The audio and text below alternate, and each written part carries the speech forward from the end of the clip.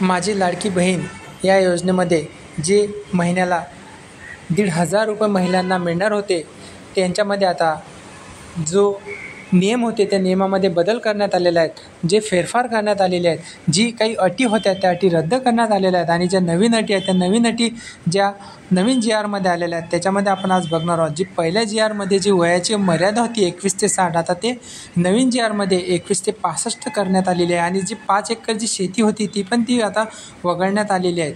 आणि ज्या गोष्टीमध्ये जी मुदत होती म्हणजे 1 जुलै ते 15 जुलै ती मुदत पण आता वाढवण्यात आलेली आहे. म्हणजे 1 जुलै 2024 ते 31 ऑगस्ट 2024पर्यंत लाभार्थ्यांना अर्ज करण्यात येईल असे या नवीन GRमध्ये सांगण्यात आलेले आहेत. आणि ज्या योजनेच्या पात्रतेमध्ये अधिवास प्रमाणपत्र आवश्यक असल्याचे नमूद करण्यात आले होते, लाभार्थी महिलेकडे अधिवास प्रमाणपत्र उपलब्ध नसेल तर त्याऐवजी त्यांनी 15 वर्षापूर्वीचे रेशन कार्ड, मतदान ओळखपत्र, शाळा सोडल्याचा दाखला, जन्म दाखला या 4पैकी कोणतेही ओळखपत्र प्रमाणपत्र ग्राह्य धरण्यात येईल असे हे सांगण्यात आलेले आहे.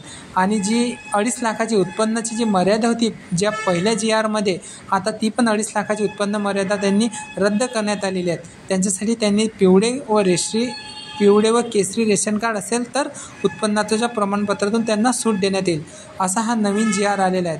तरी सर्वांना या जो नियम आहेत, जे नवीन GR आहेत हे समजून घ्यावे आणि लवकरात लवकर माझी लाडकी बहीण या योजनेचा लाभ घ्यावा.